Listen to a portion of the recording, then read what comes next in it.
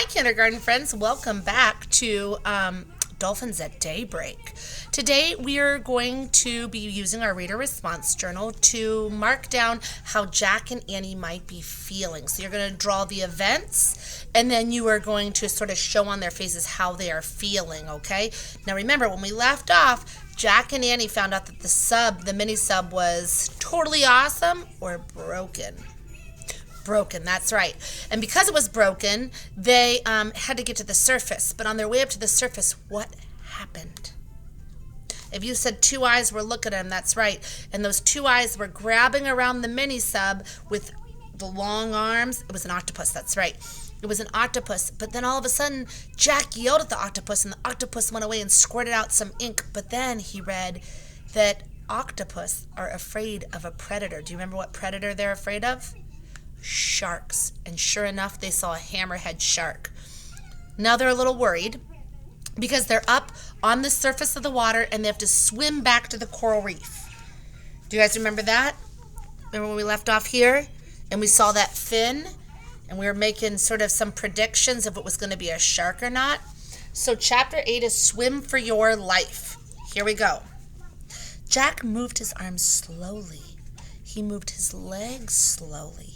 He gently pushed the water out of his way as he did the breaststroke. Calm, calm, he told himself. Annie swam beside him. They headed for the reef. All was calm. Then Jack saw something out of the corner of his eye. A dark fin was zigzagging through the water. It was heading toward them. Jack wanted to splash. He wanted to yell, but he remembered, calm. I better not tell Annie, he thought. She'll stay calmer if she doesn't know. He began to swim faster and then faster. Annie went faster too. They both swam as fast and calmly as they could. Sometimes Annie went even faster than Jack, which made him swim faster and faster. Jack was so scared that he wasn't tired at all. He was swimming for his life, and for Annie's life too. He didn't look back to see if the shark was still there. He didn't want to know. He just kept his eyes on the treehouse in the distance and kept swimming. Jack and Annie swam and swam and swam. It took forever for the treehouse to get just a little closer. Jack realized the reef was farther away than he had thought. He kept swimming, but his arms and his legs felt heavy. Annie was struggling too. Float, she said, float. Jack and Annie turned onto their backs. They floated the way they had learned in swimming class. Well, just rest for a minute, Jack thought. Then we'll keep going. But the more Jack floated, the more tired he felt. Soon he was so tired to even float. He started to sink.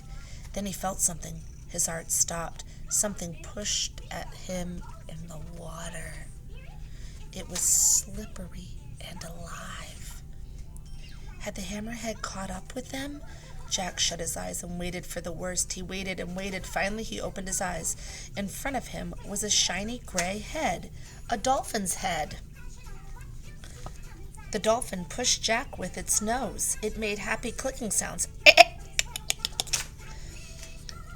Hooray! Cried Annie. Jack looked over at her. She was clinging to the fin of another dolphin. Her dolphin was moving through the water. Jack grabbed the fin of his dolphin, and then the two dolphins swam smoothly through the water, pulling Jack and Annie toward the reef. What a range of emotions so far, you guys. This is crazy. First, they're like scared, calm, scared, tired, relieved. Oh, so many emotions in that one. All right, that was the end of chapter 8, so we're going to move on to chapter 9. Ouch! I wonder why they were going to say ouch. The sun shone on the ocean. It sparkled like a diamond. Jack felt safe now. His dolphin was taking good care of him. The dolphin slowed down as they neared the reef. Jack lowered his feet. He felt the bumpy coral. He let go of the dolphin's fin and stood up in the water. Annie stood too.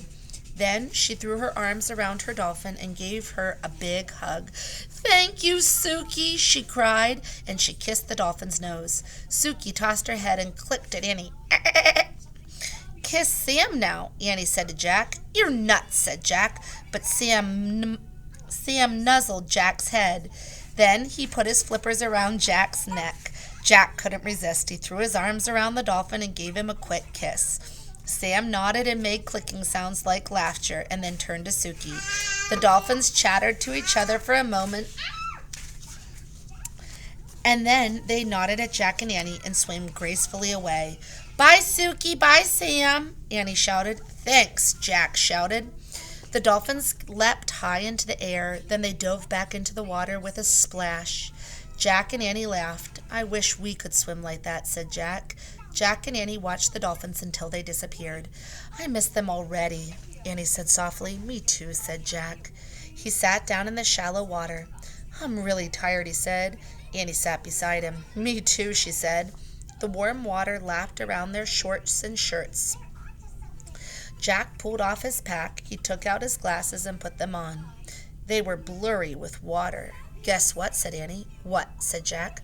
"I saw the shark when we were swimming," Annie said, "but I didn't tell you. I wanted you to stay calm." Jack stared at her. "I saw it too. I just swam faster so you would swim faster. And I swam faster so you would swim faster," said Annie. "I guess we swam double fast then," Jack said. He took his head. "Mommy, watch this." "Yes." "Oh, yes." He shook his head with wonder. "What now?" said Annie. "We go home," said Jack. "But we haven't solved Morgan's riddle yet," said Annie. Jack sighed. He pulled his notebook out of his pack. It was soaked. He pulled out the ocean book. It was soaked too. "We've failed," he said. "My research is all wet. We'll never be Master Librarians now." Jack put everything away. "Let's go," he said sadly. He stood up, then started across the pink reef toward the treehouse. Annie followed him. "Ouch!" Annie said. "What's wrong?" Jack looked back. "I stepped on something." Annie bent down to rub her foot. "What?" said Jack. "A shell." "Yeah, this." She picked up a large gray shell. "Boy, is it rough. Rough and gray as a rock." "And plain as plain can be?" whispered Jack.